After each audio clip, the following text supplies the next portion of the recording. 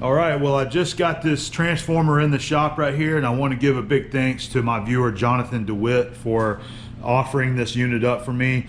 He had saw my post over on my Facebook page because I was asking some guys about a transformer that was for sale up north somewhere, and turns out that that one wasn't the correct transformer anyway. But Jonathan had messaged me and said that he had this unit in his storage. He wasn't using it, didn't need it, and said I could have it. So very cool of him to give it to me, and I paid for the shipping to get it up here, and this is going to be the correct unit. So this is going to be the transformer that's going to give me the proper 480 voltage that I need so I can run my flex arm. We still got it right over here, getting ready to get it mounted up soon, but I've already mounted the power unit that runs this over on the table. So this one's good for a 208 or 240 delta 3-phase, and it'll bring it up to your proper 480 voltage for 3-phase power that you need. I had some guys asking me why we got the 480 voltage power unit, and that is the unit that FlexArm keeps in stock with all of your units. If I was to have ordered one for 240 voltage, it would have been a special order. It would have pushed the order way back. It would have had to wait a while. So I just went with what they had in stock, and my intention was to find a transformer and get it mounted here. So big thanks to Jonathan for that. That was really cool. The other nice thing about this unit right here is that this will allow me now, once I have this installed, that if I get another machine in the future that runs on 480, I can run it off this as well, just as long as we don't go over the proper amperage.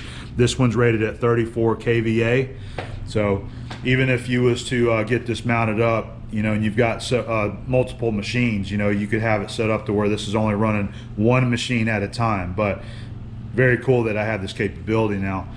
So we're probably going to mount it right over there in that area there, so I'm probably going to have to move my hardness tester again and move those other supplies out of the way. We'll mount it over there, and we're going to actually run a sub panel out of the transformer. We'll mount it on the wall so that we can run our circuits over to the machines as we need. So we'll mount a sub panel, run a circuit up the wall, going over to the flex arm. So big thanks there to Jonathan again for sending this up. By the way, we used the Fastenal 3PL service to get it up here, and it cost me just under $100 to ship this. This went from Orlando to Pensacola, so it really depends on where it's coming from, you know, how long of a transit, I'm sure, but you know, $100 to get that from Orlando up here. So they do a good job. I've used them a handful of times now, and I haven't had any issues with Fastenal damaging anything. I think they take care of their products and their shipments. You just have to, if you're going to use them, not all locations do the 3PL, so you have to call them and find out which branches do offer that. Okay, so something to keep in mind for you guys that's buying and selling tooling and doing stuff like that. Fastenal is a good source for transporting stuff like this to each other. Okay, so our first gift this week I want to share with you is this cool Blue Point snap-on hammer that was given to me by Jerry Van Cleef, and he's from Montgomery, Alabama. And this was a hammer that belonged to his grandfather. I believe he said it was actually given to his grandfather. He thinks that it was a promotional gift that was given to his grandfather, and Jerry ended up with it. So probably made somewhere around the 1940s. We're just taking a guess at it right there, just kind of how it looks, but it doesn't look like it's ever been used before. And you can see 2 ounce stamped on that side right there, and then the side it's got the Blue Point. So Blue Point was the economy line of tools from Snap-on, a little bit more affordable, should I say. So really nice hammer. Jerry thought that this would be a cool one for the collection here, so thank you very much for that, Jerry. Very nice of you. All right, we got 2 Starrett tools that come in from Bruce Monroe, and he's from Auckland, New Zealand. I don't know if that's Auckland or Ackland. I'm sorry if I'm mispronouncing that right there. But Bruce wanted to send in these 2 items from Starrett that he found surprisingly over there in New Zealand. So one is this the Starrett book for a student machinist, and I believe this one was printed in 1948. All right, the 5th edition. And A neat book. This is one that I do not have, so Bruce, that's great to add to the collection right here. I love all of the pictures in these old books right here. Shows all of the old tools and all of the old practices and methods. A lot of the stuff that you don't necessarily see in today's day, but excellent book. Just love going through these and looking at the pictures and then reading. You pick up a lot of tips in these old books too. You know, they were made to train the student worker, and they got a lot of good helpful info in there. So awesome book there, Bruce. And then he also found the Starrett micrometer. So we've got a 0 to 1 inch Starrett mic, and this one is in excellent shape. A lot of times when you see these right here, they're just covered in rust and they've just been kind of abused, but this one's in really, really good condition. Works just beautifully. Got the ratchet thimble on it. So this is a Starrett number 2. Still got the original case. There was a couple other things right here. There's a 1 inch standard in there, so you can check it with, and that's from Starrett as well. And there was one more tool in here. I'm not sure what this one is. This is another Starrett tool, but I've got to look this up and see exactly what this guy was used for right here. Yep, this is a Starrett number 212. This is a new one for me, so we'll find out what that one's used for. And of course you got the original wrench and the box right there. So Bruce, nice set of tools right there. Really appreciate you sending them in. We'll put them with the collection, okay? Thank you very much. Okay, we got a couple tools in from Kevin Scott, and he's from Los Gatos, California. And Kevin has given me a couple of nice tools here. So this first one, this is a brand new Sandvik turning tool. It's a 1 inch shank turning tool that uses a CNMG insert. So we got the wrench that goes with it there as well. Nice brand new tool. So this one's going to be a nice one to actually put to work there on the machines. I may go ahead and take and machine the bottom of this, because 1 inch shank will not allow me to get to proper center height on my 2 lathes there. I need to drop it down to 3/4 shank, but perfect brand new tool to be using. So that's nice right there. And then he also sent this Jacobs chuck arbor. So we got a number 4 Morse taper to, let's see, I believe that was a 33. I'm sorry, a number 3 Jacobs taper. So this is what will mount to your Jacobs chuck, or any drill chuck that's got a number 3 taper. And this just needs a good polish. It's been sitting around for some time without any kind of rust inhibitor on it. But all you got to do is just put it between centers in the lathe. You can give that a nice polish with some 600 grit or whatever, some Scotch-Brite. So Kevin, some nice tools right there. I'm going to put this in my box, and hopefully we'll have a use for these guys one day. I love the turning tool, man. Thank you. All right, we got us another really cool book here. And this was given to by viewer David. He's out of Buffalo, New York. And what we've got here is the Audell's Millwright's and Mechanic's Guide. These Audell books are very, very nice books with tons of helpful information in there, a lot of cool pictures, and this is definitely one I don't have. There was a really cool section that I found in here when I was looking at it the other day. That's a section on blacksmithing. There's a section right there on circular saws. Looks like a guy's over there sharpening the saws. But I believe it was around, blacksmithing. There's a whole chapter in here on blacksmithing, the techniques and the tools for blacksmithing. I just love these old books, man. So there's a Starrett speedometer right there for counting speed. Use it for trying to calculate your speed on pulleys or a spindle. So just another nice book there. Another one I'm going to look forward to going through.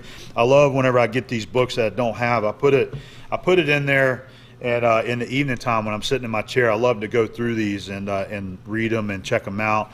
And I'm always finding good, useful information out of these books. So, David, I really appreciate it. These are some nice, if you're out there, you know, doing your flea markets and yard sales and antique stores, these are some good books to look out for. Is the Audells. The other line is the handy books. They have some on machining, metalworking, welding, and things like that. So David, I wanted to point out that this belonged to David's dad, and he worked for the power company up near Buffalo for 30 years, and he says Dad was a master welder, and he had a lot of considerable high skills in the acetylene torch. So it was his dad's going to be proud that this is coming down here and going to be going with the collection here with the other books. So David and David's dad, thank you very much. All right. So this lot of tools right there was sent down by Mark Dalton. He is from Itasca, Illinois. And what he has sent is we've got some shaper tools, and then also you can use these on the lathe as well. And some stuff that he come across and wanted me to have it, so he sent down my way. We've also got a lathe tool right here. This is a Sandvik carbide insert tool. Uses one of the neutral rake inserts. These are great for getting in close to a center point or a hard to reach location. So that's a real nice tool right there. Hasn't been used very much. And then what we got is two of the, so these are just like the tools that I just showed cleaning up, the one that for Lance, except this one is a Williams. This is a J.H. Williams. And this one's a number 93, J.H. Williams, but it's the same size as the one that I just cleaned up for Lance there. You know, same shank and everything. The difference between the Armstrong and the Williams, from what I have seen and read in my books, is that the Williams has a lot more positions for your tools right there. Hopefully you see that.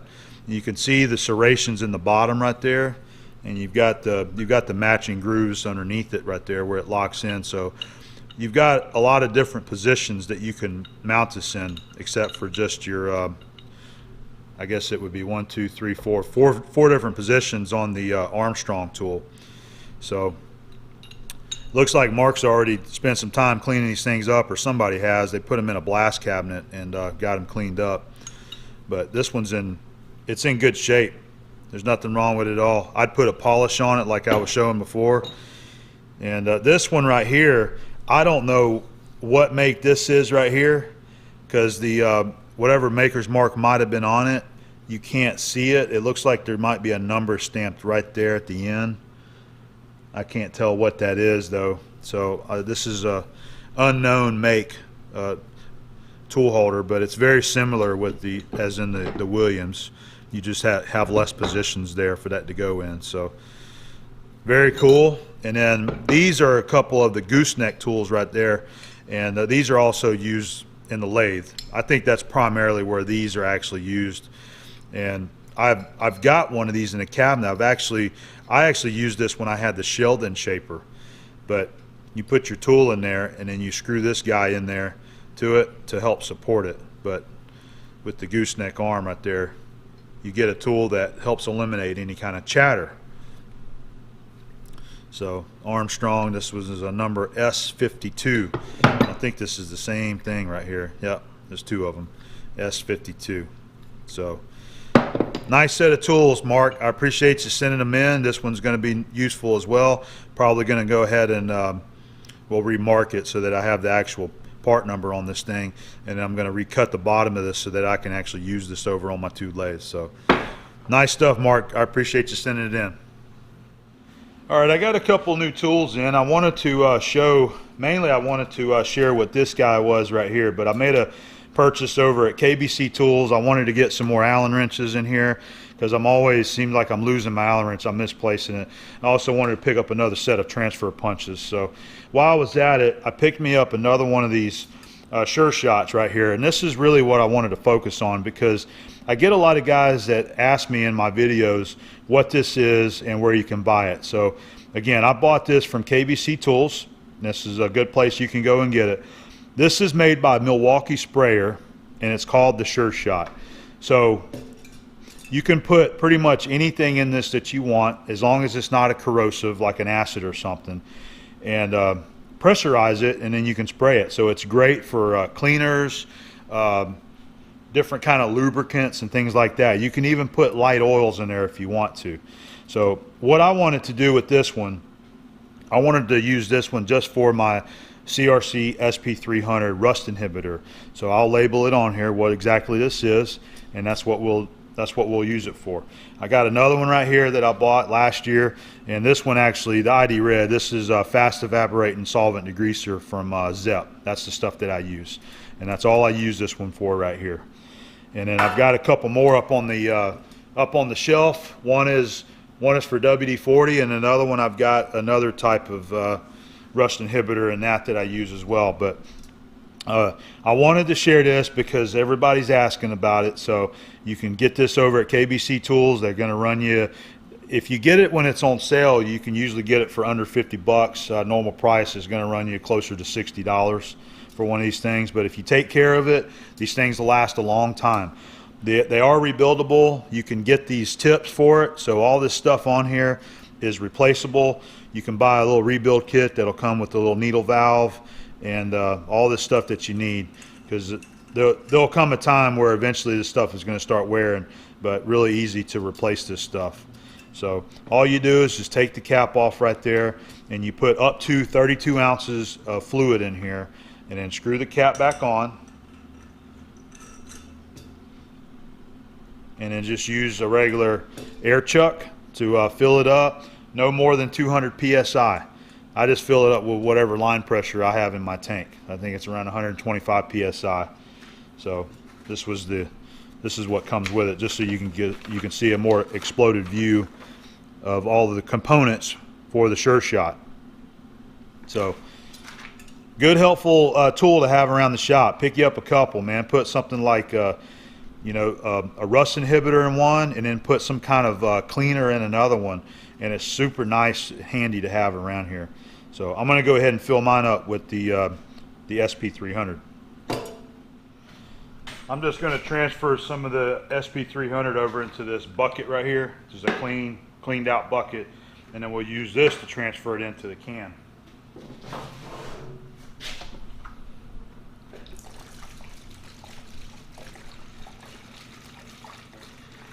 And then whatever I don't use, I can just pour that right back into the main can right here.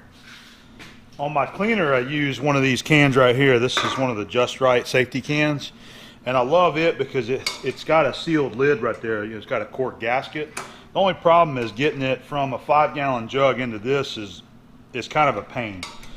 So I'm going to try to come up with a different solution for holding another bulk amount and to be able to easily pour it into the Sure Shot.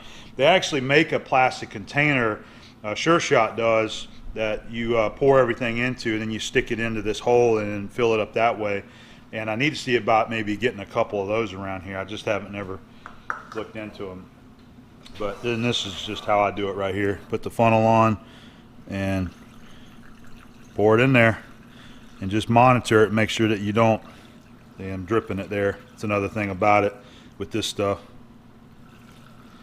I'm just going to go ahead and refill my cleaner and get this one pressurized as well.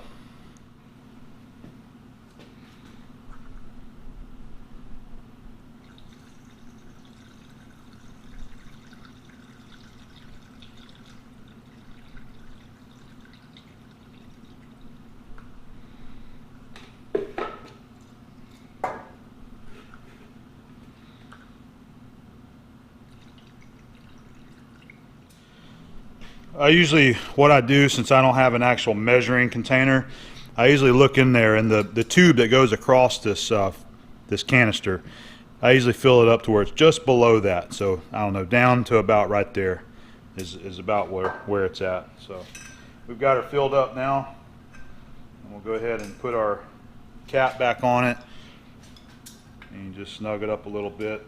We've got this one capped off as well. And we'll get the air hose and fill them up.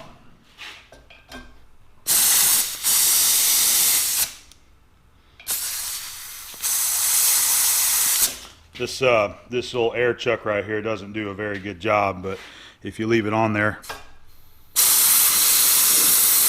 It usually fills it up pretty good. I just got to replace this thing.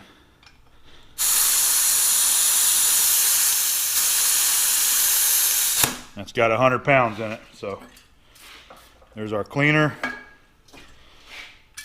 There's our oil.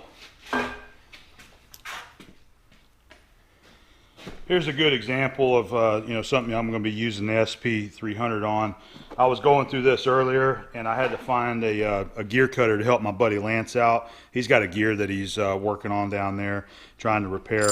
Now these are all my gear cutters. And I cleaned these several years back. I cleaned all these things up, and I coated them down with something. I don't remember what it was at the time, but I'm going to go ahead and spray them down again with the SP300, because whatever I put on there is now kind of dry, and it's probably got a pretty good oil inhibitor film on there.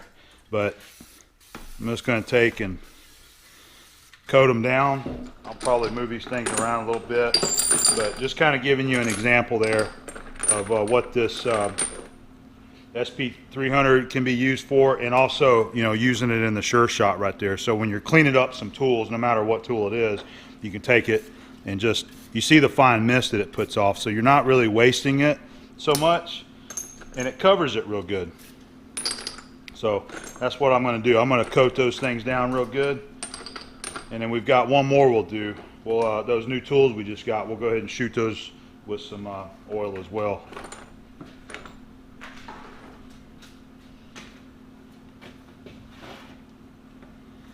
So these are the ones from Mark Dalton that he just sent, and you can see they're pretty well clean. They got a little bit of surface rust on here, but I'm going to go ahead and coat them down just real quick. See how easy it is using the Sure Shot. And now those things they're not going to rust on me. So there you go. That's what I wanted to share. That's the Milwaukee sprayer Sure Shot. I picked mine up at KBC Tools, so go ahead and get you one or two or three or whatever. Very handy tools to have around here. I really like having them. So, all right, there we go. I'm gonna go put these guys up now. We'll go ahead and put on our label what this is, so that we can keep track of it. Let's see here.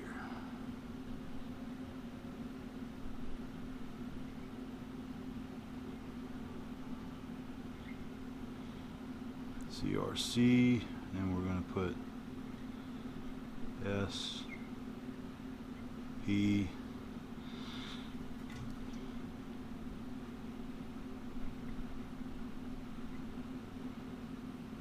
SP300.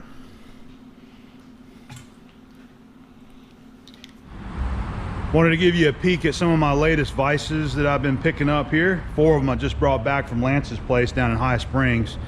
So 2 of them I actually purchased from Jason McDonald, McDonald Handmade over on Instagram, and he had sent them down with Lance when Lance went up there and picked up his planer and his shaper.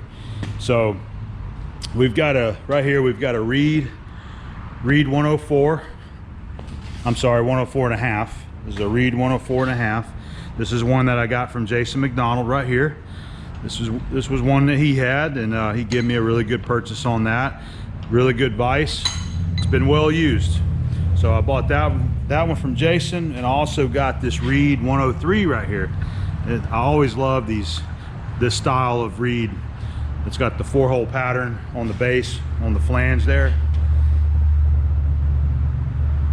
It's in good shape, still got good serrated jaws in there. So that's the other one I got from Jason. So when I was down there at Lance's, we went to one of the antique stores near him, and there's a guy in there that's got a few Vises. So they had this guy right here. This is an Athol, and this one is the 614 and a half, I believe. Yeah, this is the 614. Pretty dry, needs to be taken apart. You can hear how squeaky it is, but it's still in good shape. Got smooth jaws in there. Just needs to be taken apart, clean, oiled real good. All right, so I found that one, and then from the same guy, he had this one right here. Now this one is a Craftsman, and it is the 5160, 3-inch jaw.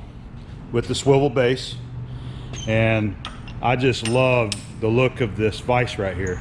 And I believe this one was made by Reed Manufacturing right there. So that one's from High Springs, that one's from High Springs. And then, so that's the 4 that I brought back there. So I got 2 more here. Now these I picked up whenever I was over in Colorado. And this is my favorite out of all of them right here. This is another Craftsman. And I got this at an antique store there in, where was I at? Cortez. I was in Cortez, and we went to a little tiny antique store. The guy in there was very friendly, and he wasn't overcharging for everything that he had. So he had this guy in there, and I just got it for a good deal. I know everybody always wants me to talk prices, but I really don't want to talk prices on everything. So if you want to figure out pricing, you need to go out there and do some hunting and searching and looking at the stuff for yourself, and try to make out the you know, make a price that suits you, because one person's price is going to be sky high to the next guy. But I will say that I did not pay over $100 for that. Let's just say that. So this is the model 5196. And what I love about this Craftsman vise right here is the way they designed the spindle and the handle right here, is that you can move it and it stays in place. So, you know, it doesn't just fall to the other side. See, I love it. You can push it to the middle, so you can very easily just spin it like that with one finger. And you see what kind of shape this thing is in. It's in great shape. The guy I bought it from said that he had purchased it from an elderly guy that, well, he had passed away, and an elderly guy had it in his barn for many years, and you can tell he took care of it. He didn't abuse it. I just love that vise right there. And then this is another one that I got from Colorado. This one come out of Denver right here, and I just love the way it looks. I've always liked these right here, and usually they're pretty well abused. This one has been pretty well taken care of. Looks like somebody may have already slicked over the jaws and gave it a nice polish, and it started flash rusting on me before I got it home. I got it coated down with SP350 now. But look on the side there, it says Fulton Iron and Engine Works, Detroit, Michigan. And on this side it says Cheney, Anvil, and Vise. Number, I don't know what that is right there, but I see a 4 and a 0, and patented November 18th, 1879. And it still works good. I just think that's a super cool looking vise right there with the anvil on the back of it. So that's just a few more going into my collection. And you know, I haven't been getting on any of these lately, but my intentions is to, you know, one at a time, when I make the time, take one such as this guy right here, take it apart, clean it real well, and get all the rust off of it, do any kind of work that might need to be done, you know, such as maybe replacing the handles. Like this guy right here needs a new handle, you know, just stuff like that, cleaning it up, making it look good. That's how I want to do them anyway. I'm not one of those guys that just want to throw that on the shelf and just look at it like that. I actually like to see them cleaned up. Maybe a paint job on some of them, but some of them leave bare metal. I just don't like them whenever they're squeaky like this and you can't use them. I like for them to at least be cleaned up and well oiled and spin very freely, so that if you want to use it, you can clamp it down, bolt it to a table, and use it. So there we go. I just wanted to give you guys that update of where I'm at on these vices that's been coming in.